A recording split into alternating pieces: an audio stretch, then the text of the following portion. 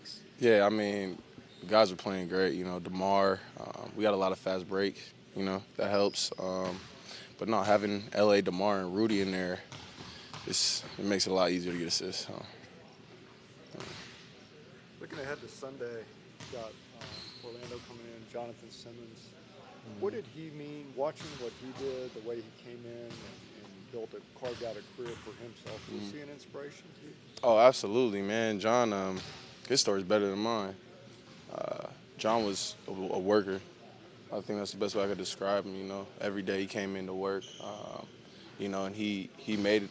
He was self-made, really. Like no one really helped him. He came from, you know, having to pay to work out with the G League and try out for the G League to a pro, you know, and a bona fide NBA player. So, absolutely, he was an inspiration for me. Do you feel like there's a bond between guys like that, undrafted guys who kind of pull themselves up by their bootstraps? I do. I mean, I really, you know, I respect it because I know what I had to go through and how much work and ups and downs and, you know, you not knowing what's coming next. It's just a little different when you're in that position. You know, kind of the underdog position. You don't really, like, not having a guaranteed contract for 2 years is tough because for 2 years you never know, like, am I going to stay or am I, you know, it's just all up in the air for 2 years and it's kind of, it's a little bit stressful and other guys going through it, you know, I feel for him because it's not easy, but, you know, it's worth it. So I really respect what he did.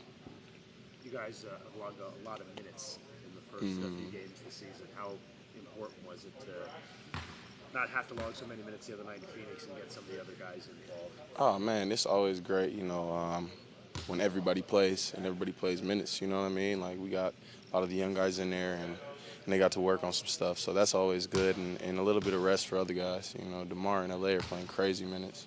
So, you know, just getting some rest for those guys and then, you know, everybody got a little bit of rest. So it was good. You talked about just kind of getting out on the break and transition.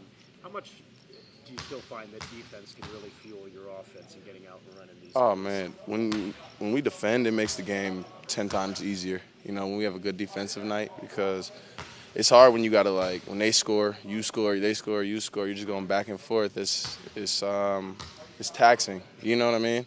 But when you get long misses and you just throw it up, easy baskets and transition, things like that, it simplifies the game.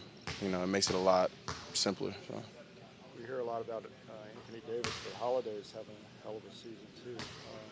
Yeah. What does he do best? Man, he's extremely talented. You know, he can go in the post, he can slash, he can shoot it, he can defend, big, strong guard. Really talented. I think he's really underrated too. You know, he's been really good. Last year he tore us up too. So yeah. Point of emphasis, obviously. Yeah, absolutely. Any specific key in a home back-to-back as opposed to being on the road and then maybe coming back home for a second game? I think the same things we always do. You know, we're still emphasizing the same things: is defense, getting back in transition. You know, doing all the right things. You know, everything we've been told to do, following the game plan. I think that's it. But coming out with some energy and focus. You know, so we're hopefully not in a dogfight at the end of games, which is extremely taxing. So if we can get rolling early, that would be a big help.